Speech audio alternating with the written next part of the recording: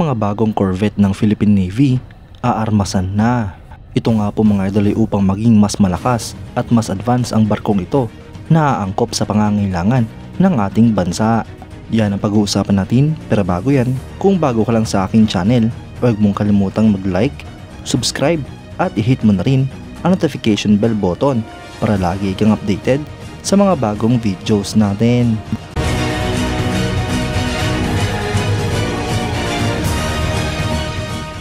Ang Philippine Navy mga idol ay magkakaroon ng Corvette Weapons and Sensor System Upgrade Lot 1.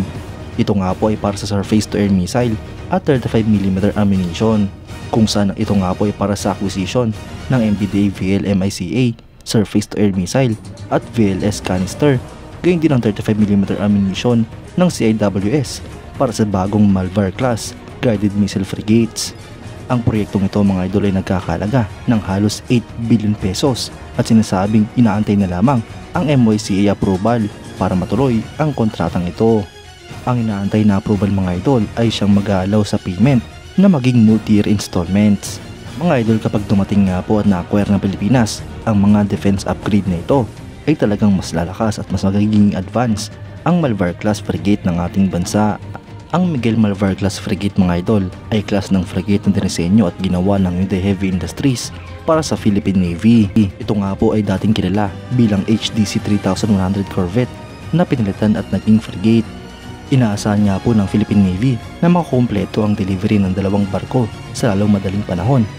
Ang Corvette Acquisition Project na ito mga idol ay sa ilalim ng revised AFP Modernization Program's Horizon 2 Phase simula 2018 hanggang 2022.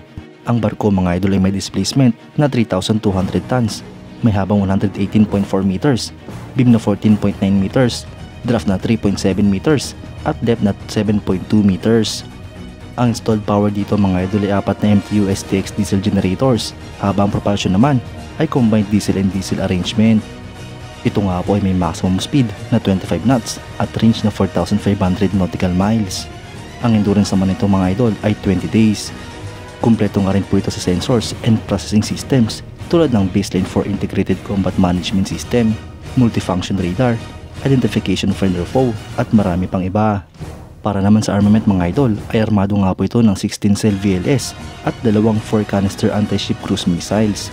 Gayon din nga po ang dalawang C-3 torpedo launching system at isang 76mm Automillara Super Rapid Gun, isang Aselsan CIWS 30mm twin barrel rapid fire cannon at 4 na 12.7mm heavy machine gun.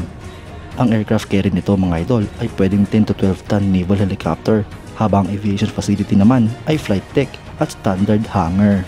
Mga idol, maganda nga po para sa ating bansa na mas malakas at mas advance ang magiging barko ng Philippine Navy. Gagamitin nga po ito upang protektahan at depensa ng ating mga teritoryo. Lalo na ngayon mga idol na kailangan natin ang mga floating asset na magpapatrolya sa West Philippine Sea, at talagang dapat mas advanced at mas capable ang mga ito. Kayo mga idol, anong masasabi nyo? Comment down below for your thoughts and opinions. At yan nga lang po ang pag-uusapan natin ngayon mga idol. Maraming salamat sa panonood. Huwag nyo rin kalimutang mag-like at subscribe bilang suporta sa ating channel. Mabuhay kayo mga idol!